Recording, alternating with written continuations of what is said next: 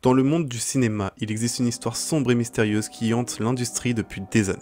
Une histoire qui dépasse les limites de l'écran pour s'infiltrer dans la réalité des acteurs et de l'équipe de tournage. Et cette série des films maudits est justement là pour en parler. Bienvenue dans le monde fascinant et troublant des événements étranges qui ont marqué le film Poltergeist sorti en 1982. Dans cette vidéo, nous irons ensemble au cœur d'une histoire de cinéma qui a donné naissance à une légende urbaine. Vous découvrirez les mystères et les tragédies qui ont frappé les acteurs, les décors maudits, les rumeurs de malédiction et les témoignages troublants des survivants. Mais qu'en est-il de cette histoire? Est-ce réellement une malédiction ou simplement une série de coïncidences troublantes? Préparez-vous à plonger dans l'obscurité du cinéma, à démêler les faits des mythes et à découvrir les faits inquiétants qui entourent Poltergeist. Que s'est-il réellement passé sur ce plateau de tournage? Les âmes tourmentées des défunts ont-ils laissé leur marque sur cette production? Restez avec nous jusqu'à la fin de cette enquête captivante, car vous ne voudrez rien manquer. Vous êtes sur le point de découvrir la vérité derrière l'un des films les plus mystérieux de l'histoire du cinéma. C'est l'histoire de ce film maudit, Poltergeist.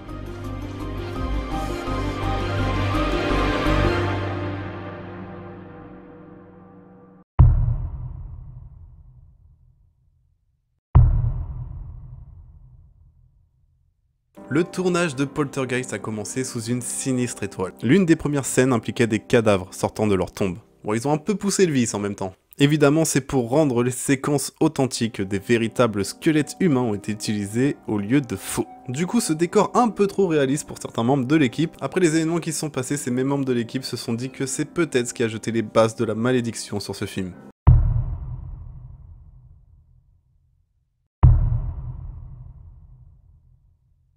L'une des tragédies les plus notables liées au film est la mort prématurée d'Heather O'Rourke, l'actrice qui jouait la jeune Carol Hayne. Peu de temps après la sortie du premier film, à l'âge de 12 ans, Heather est décédée soudainement en 1988 d'une sténose intestinale aiguë. Sa mort prématurée a alimenté évidemment les spéculations sur une possible malédiction.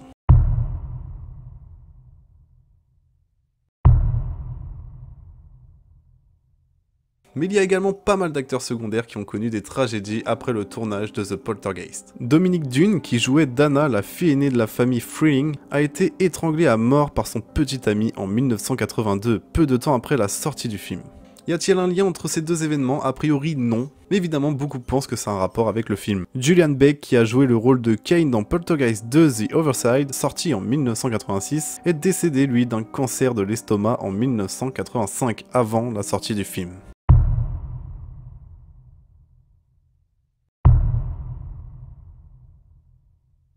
Les événements étranges et les tragédies qui ont frappé les acteurs de Poltergeist ont contribué évidemment à la rumeur persistante d'une malédiction associée à la franchise. Certains ont suggéré que le fait d'utiliser des vrais squelettes humains dans le premier film avait directement déclenché la malédiction sur toute la saga Poltergeist. D'autres ont spéculé sur le contenu même du film qui traitait de l'activité paranormale et de la mort, donc qui pour eux forcément faut pas s'étonner d'attirer les mauvais esprits. Ce qui rejoint pas mal le cas de l'Exorcist, l'épisode 1 qu'on a fait pour cette série, ce film maudit.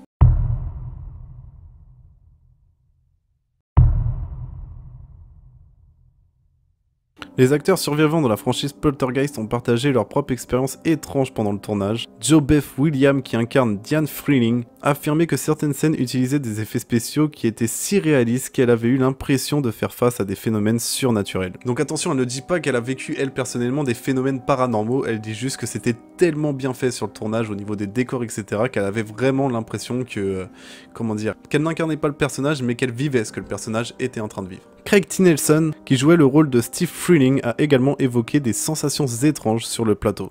Il se sentait comme observé par une force invisible. La franchise Poltergeist est devenue l'une des plus célèbres pour sa réputation de film maudit en raison des événements étranges et tragiques qui ont accompagné sa production. Bien que la plupart de ces incidents puissent être expliqués par des coïncidences malheureuses, un peu encore une fois comme l'Exorciste, ils ont alimenté la fascination pour l'occulte et le surnaturel associé au film.